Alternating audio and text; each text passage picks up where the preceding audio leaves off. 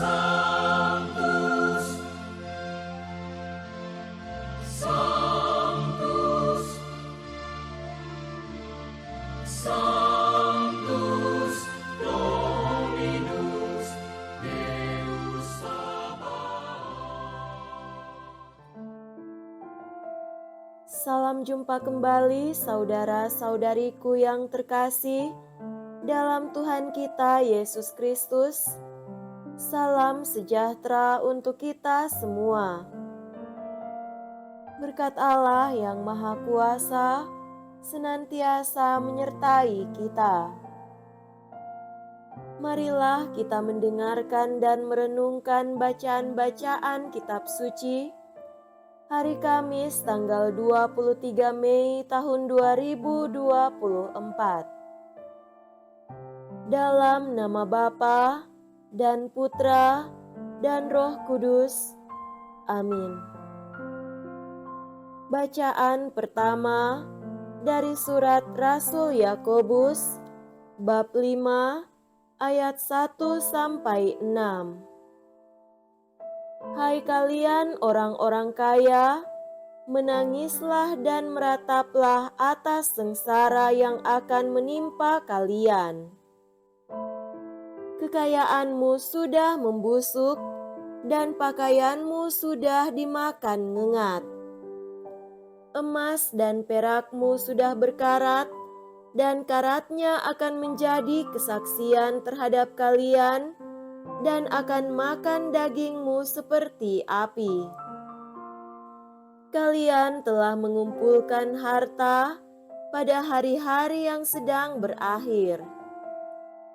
Sesungguhnya telah terdengar teriakan besar karena kalian telah menahan upah para buruh yang telah menuai hasil ladangmu. Dan keluhan mereka yang menyabit panenmu telah sampai ke telinga Tuhan semesta alam. Kalian telah hidup dalam kemewahan dan berfoya-foya di bumi. Kalian telah memuaskan hati sama seperti pada hari pembantaian. Kalian telah menghukum, bahkan membunuh orang jujur, dan ia tidak dapat melawan kalian.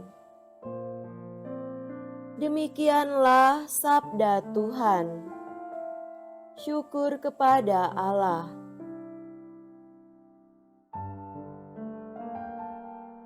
Semoga Tuhan beserta kita sekarang dan selama-lamanya.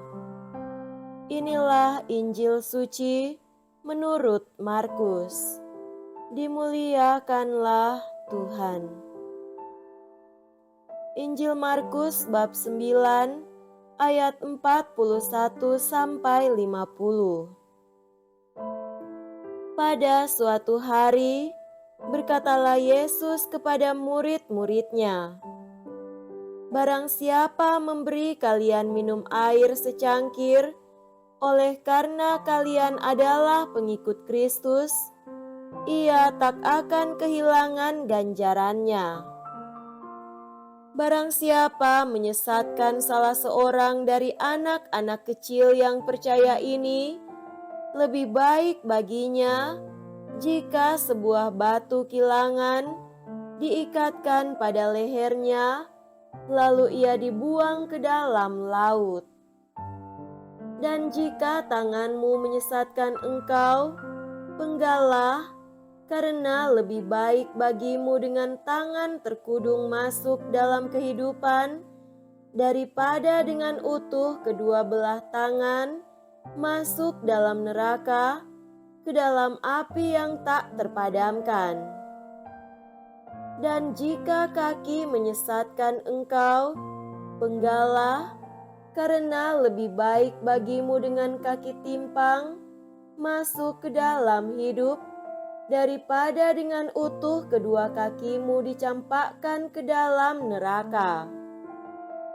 Dan jika matamu menyesatkan engkau, cungkilah, karena lebih baik bagimu masuk ke dalam kerajaan Allah dengan bermata satu daripada dengan bermata dua dicampakkan ke dalam neraka, di mana ulat-ulat bangkai tidak mati dan api tak pernah padam. Sebab setiap orang akan digarami dengan api. Garam itu memang baik, tetapi jika garam menjadi hambar, dengan apakah kalian akan mengasinkannya? Hendaklah kalian selalu mempunyai garam dalam dirimu dan selalu hidup berdamai seorang dengan yang lain. Demikianlah sabda Tuhan. Terpujilah Kristus.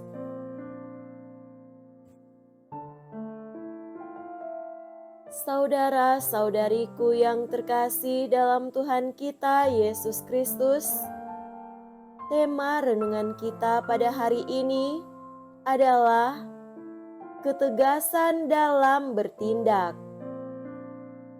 Agar dunia tidak terperangkap dalam kesesatan, maka kita harus menjadi orang-orang yang berkehendak kuat untuk mendukung karya pewartaan tentang kebenaran. Ketika kita tidak cukup mampu mewartakan kebenaran, maka minimal kita menjadi orang yang mendukung karya pewartaan tentang kebenaran. Itulah sebabnya gereja selalu mengundang dan menuntut kepedulian dari umatnya. Sebab gereja sangat membutuhkan dukungan-dukungan agar suara kenabiannya semakin meluas. Ada banyak hal yang bisa kita lakukan untuk mendukung karya pewartaan atau kerasulan. Keterlibatan kita dalam aktivitas lingkungan dan paroki, kepedulian kita dalam derma atau kolekte, kehadiran kita dalam pertemuan-pertemuan pendalaman iman di lingkungan atau komunitas basis.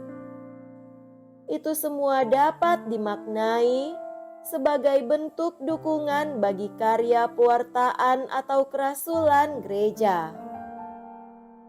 Selain mendukung karya kerasulan gereja, kita sendiri pun perlu secara konsekuen berjuang memiliki prinsip yang tegas dalam hidup, yakni tidak mudah berkompromi dengan kelemahan dan dosa.